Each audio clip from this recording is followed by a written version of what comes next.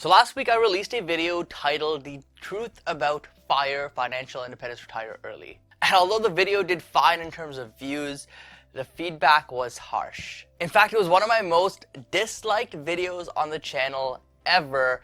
So I thought I would take the time here to address this, address the concerns that you guys brought up, and kind of explain further what I tried to get across in this video. Reading the comments, I saw a lot of you guys saying things like I was way off on this video with the points that I made, the math behind my arguments were weak. A lot of the comments were along the lines of, he missed compound interest, he missed dividend growth, he missed overall capital appreciation. He didn't include a lot of these fundamental investment tips and tricks and whatever you want to call it that he's been preaching on this channel for so many months. And then I saw this comment, which funny enough stood out to me a lot because it was clear that I upset you guys and I had to make a video explaining myself.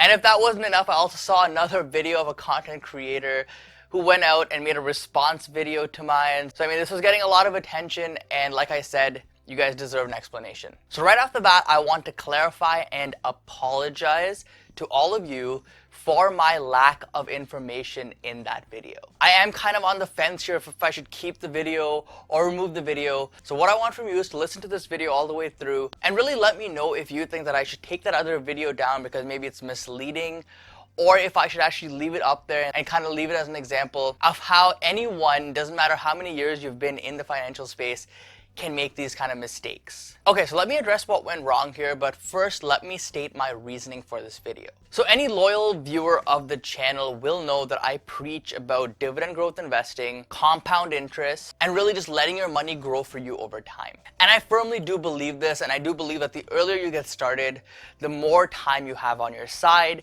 and really the bottom line is the math just makes sense. And in my video last week, I actually purposely left out these points, which in hindsight here was a mistake. And the reason I did this was to kind of drill home my point even further, which again, I apologize for because it was the incorrect thing to do. I wanted to create a video assuming no growth in capital appreciation at all, essentially meaning that someone who was saving up to FIRE would pretty much be keeping their money under their mattress until they're ready to retire and then deploying it into their investments. I felt that by excluding things like dividend growth investing and compound interest, I was able to clarify my point a lot better and kind of make clear why FIRE doesn't work.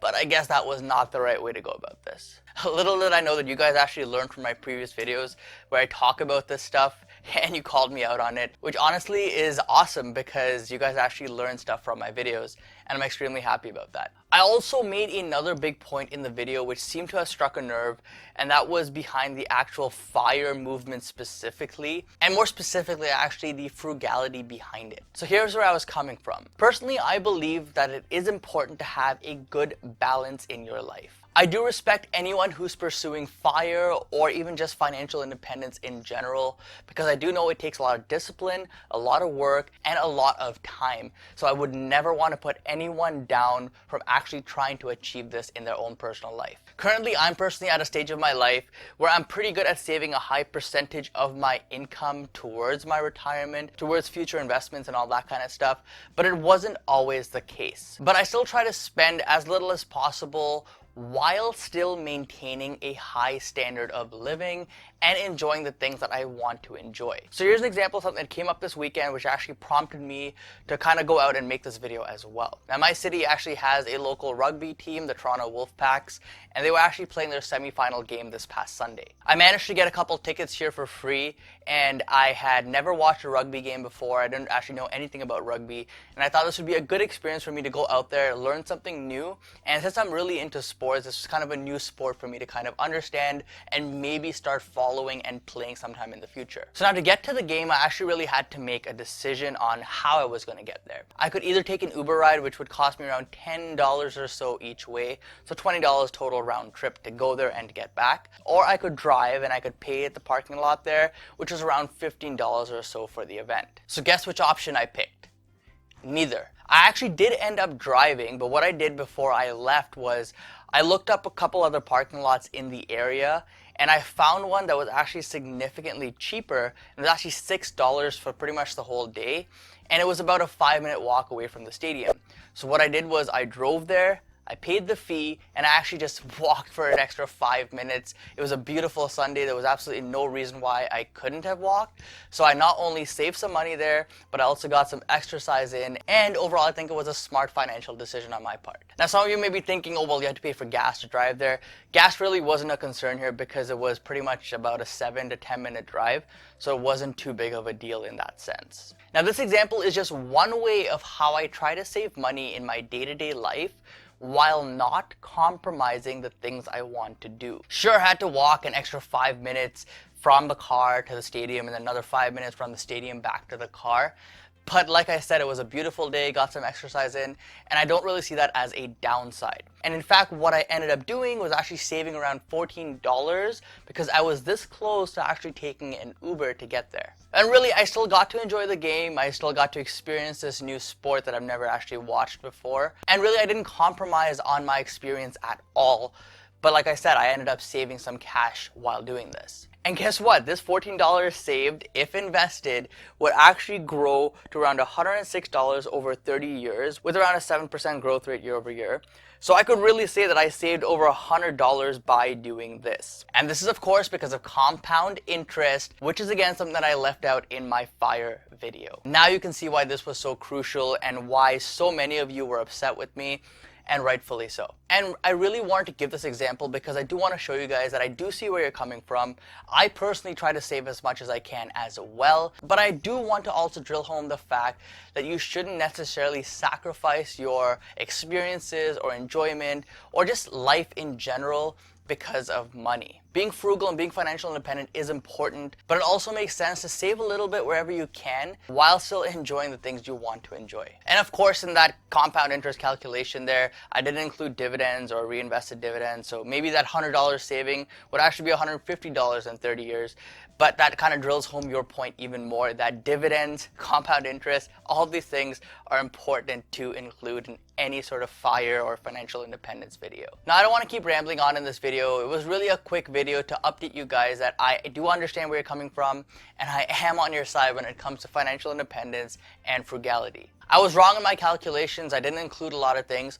You guys helped me realize that, and that's why I appreciate every single one of you watching this video. And this actually makes me quite happy because it shows me that my subscriber base is actually quite financially independent and financially savvy, and that you guys are responsible with your money and spending. I have made a big purchase on a car in the past where, maybe some of you wouldn't agree with that purchase. It may not have been the best financial decision to make. But for me personally, it was something that I did think brought value to my life. I do not regret that decision at all because of the amount of time that I spent driving and how much I actually enjoyed driving. I know you really shouldn't let these materialistic things dictate your happiness, but really, like I said, I drive a lot, so I wanted to make sure that I got a car that I enjoy, that's comfortable, that's fast, and that just makes the experience that much better. This indirectly helps me increase my quality of life, which is important to me. And like I said, maybe you don't agree with that, and that's completely fine because each person has their own preferences, values, and things that they want to spend their money on, which they can somewhat justify. But anyways, whether you agree with my car purchase or not, whether you agree with my stock investments or not, the one thing we can all agree on is that our goal is common in the sense that we want to retire financially independent and we want to have enough money sitting in the bank or in investments where we can live a comfortable and happy life. And I just wanted to make sure that you understand that that mindset has not changed for me. I'm still striving to save up as much as possible,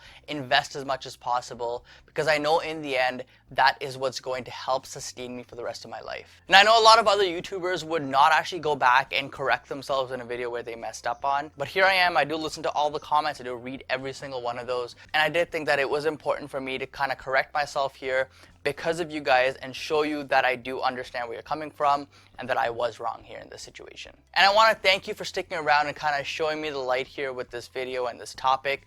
I do appreciate that. But also remember, let me know in the comment section down below if you believe I should kind of delete that video or just leave it up there maybe as a lesson to show people that, anyone can make a mistake when it comes to this stuff. So I really do hope that this video gave you guys a bit more confidence in me and my channel again. I really do apologize for all the misinformation, kind of leaving stuff out in that video that isn't really typical of my channel. So I just want to get that out there. But either way, guys, thank you so much for watching. Don't forget to invest positively, and I'll see you in the next one. Peace.